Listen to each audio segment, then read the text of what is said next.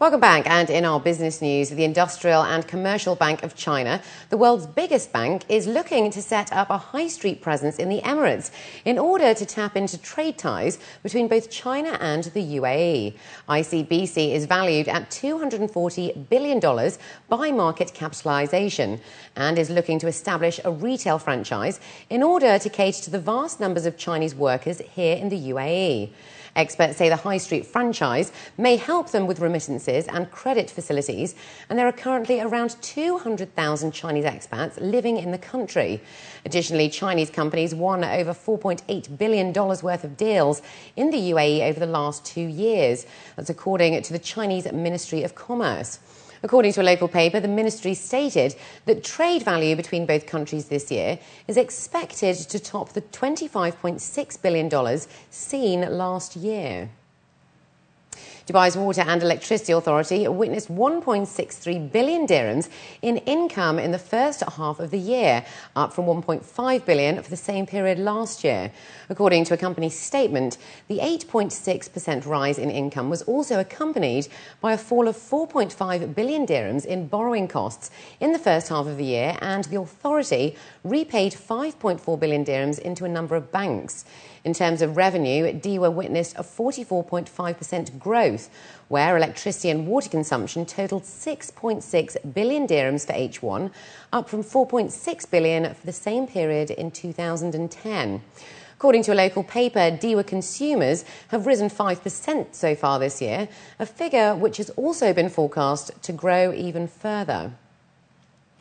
The UAE's pharmaceutical industry is looking to get a boost from increased investment due to new attractive opportunities, according to a recent study released by the Dubai Chamber of Commerce and Industry. The study shows that experts say there is huge potential for the sector and medicine and products due to changing lifestyle dynamics that holds an increasingly westernized disease profile. They say that areas for pharmaceutical growth include targeting those with obesity. The study revealed that since 2003, imports of pharmaceuticals into the UAE have risen from 800 million dirhams to 3 billion in 2010, with exports rising from 100 million dirhams to 400 million. It also shows that the country's pharmaceutical market is one of the most developed in the region, with the highest per capita medicine expenditure in the Middle East. This is due to a young patented drug market, traditional wealth, and the rise of the local manufacturing industry. So now let's take a look at the stock indices across the GCC.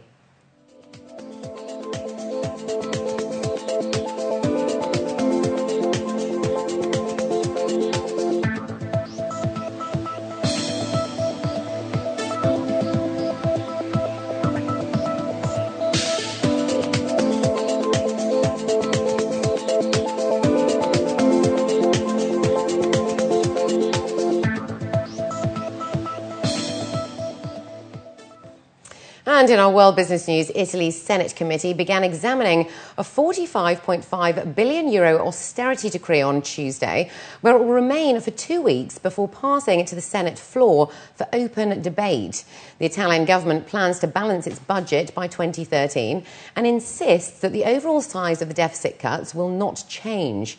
Debate in Italy has swirled over what amendments should be made in Parliament, and the president of the Senate Budget Commission stated that they will approach it in a way that respects Italy's international requirements and which is least painful for the Italian citizens. Following debate in the Senate, the austerity package must then move to the Chamber of Deputies. The decree must be passed by mid-October, or 60 days after its presentation by the Cabinet.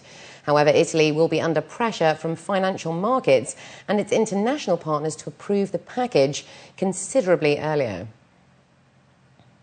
The Spanish Prime Minister said on Tuesday that the country plans to change its constitution to include a debt cap. Prime Minister José Luis Rodríguez Zapatero said the proposal would show Spain's commitment to sustainable finances in the medium and long term.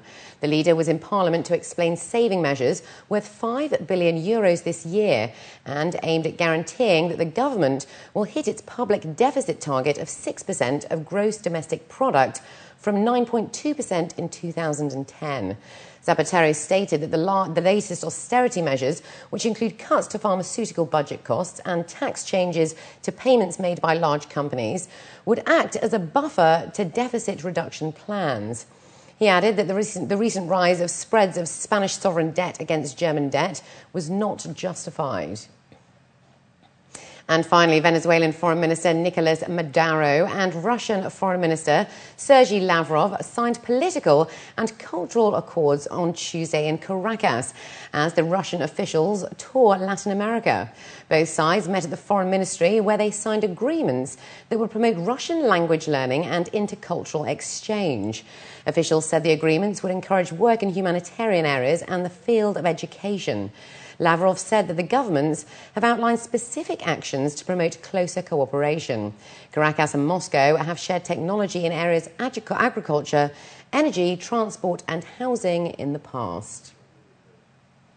And before we go, here's a quick overview of the oil, precious metals and currency markets. After that, we've got the day's sports news with us.